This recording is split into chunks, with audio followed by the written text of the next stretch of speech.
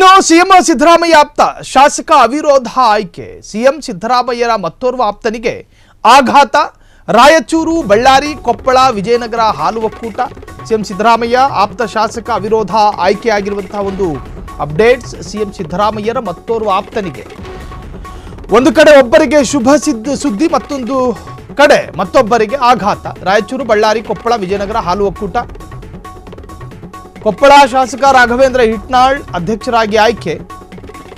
ಯಾರೂ ನಾಮಪತ್ರ ಸಲ್ಲಿಸದ ಹಿನ್ನೆಲೆಯಲ್ಲಿ ಅವಿರೋಧ ಆಯ್ಕೆ. ಅಲ್ಲಿ ಯಾರು ಕಾಂಪಿಟೇಟರ್ಗಳು ಇರಲಿಲ್ಲ, ಅವಿರೋಧವಾಗಿ ಆಯ್ಕೆ ಆಗಿದ್ದಾರೆ. ಹಾಲು ಒಕ್ಕೂಟದ ಅಧ್ಯಕ್ಷ ಸ್ಥಾನದ ಚುನಾವಣೆಯಿಂದ ದೂರ ಉಳಿದಿದ್ದ ಭೀಮಾ ನಾಯಕ್ ಹಾಲು ಒಕ್ಕೂಟದ ಅಧ್ಯಕ್ಷ ಸ್ಥಾನ ಕೈತಪ್ಪಿದ ಹಿನ್ನೆಲೆ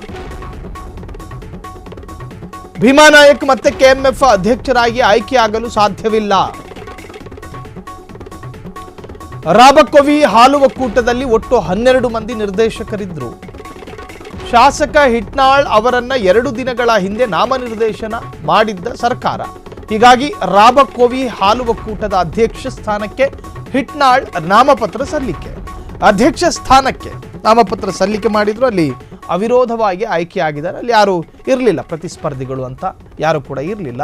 ಸೊ ಹಾಲು ಒಕ್ಕೂಟದ ಅಧ್ಯಕ್ಷ ಸ್ಥಾನಕ್ಕೆ ಚುನಾವಣೆ, ಆ ಚುನಾವಣೆಯಿಂದ ದೂರ ಉಳಿದಿದ್ದಂತಹ ಭೀಮಾ ನಾಯಕ್ ಹಾಲು ಒಕ್ಕೂಟದ ಅಧ್ಯಕ್ಷ ಸ್ಥಾನಕ್ಕೆ ಕೈತಪ್ಪಿದ ಹಿನ್ನೆಲೆ ಭೀಮಾ ನಾಯಕ್ ಮತ್ತೆ ಕೆಎಂಎಫ್ ಅಧ್ಯಕ್ಷರಾಗಲು ಆಯ್ಕೆಯಾಗಲು ಸಾಧ್ಯವಿಲ್ಲ. ಸೊ ರಾಬಕೋವಿ ಹಾಲು ಒಕ್ಕೂಟದಲ್ಲಿ ಒಟ್ಟು 12 ಮಂದಿ ನಿರ್ದೇಶಕರು. ಶಾಸಕ ಹಿಟ್ನಾಳ್ ಅವರನ್ನೂ 2 ದಿನಗಳ ಹಿಂದೆ ನಾಮನಿರ್ದೇಶನ ಮಾಡಿದ್ದ ಸರ್ಕಾರ. ಸೊ ಹೀಗಾಗಿ ರಾಬಕೋವಿ ಹಾಲು ಒಕ್ಕೂಟದ ಅಧ್ಯಕ್ಷ ಸ್ಥಾನಕ್ಕೆ ಹಿಟ್ನಾಳ್ ನಾಮಪತ್ರ.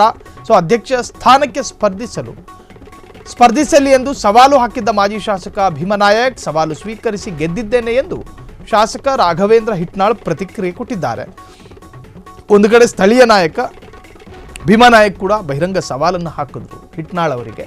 ಸೊ ಸವಾಲನ್ನು ಸ್ವೀಕರಿಸಿ ಅವಿರೋಧವಾಗಿ ಆಯ್ಕೆ ಆಗಿದೆ. ಪ್ರತಿಸ್ಪರ್ಧಿಗಳು ಇಲ್ಲದೇ ಇರೋದು ಮತ್ತೊಂದು ವಿಚಾರ, ಆದರೆ ಅಲ್ಲ ಅವಿರೋಧ ಆಯ್ಕೆ ಆಗಿದ್ದೀನಿ, ಅವರ ಸವಾಲನ್ನು ಸ್ವೀಕರಿಸಿದ್ದೀನಿ ಅಂತ ಹೇಳಿ ಅವರ ಕೌಂಟರಿಗೆ ಎನ್ಕೌಂಟರ್ ಮಾಡಿದ್ದಾರೆ ಹಿಟ್ನಾಳ್ ಅವರು.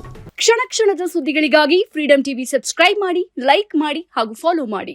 ಹೊಸ ಸುದ್ದಿಗಳ ನೋಟಿಫಿಕೇಶನ್ಗಾಗಿ ಬೆಲ್ ಐಕಾನ್ ಮೇಲೆ ಕ್ಲಿಕ್ ಮಾಡಿ.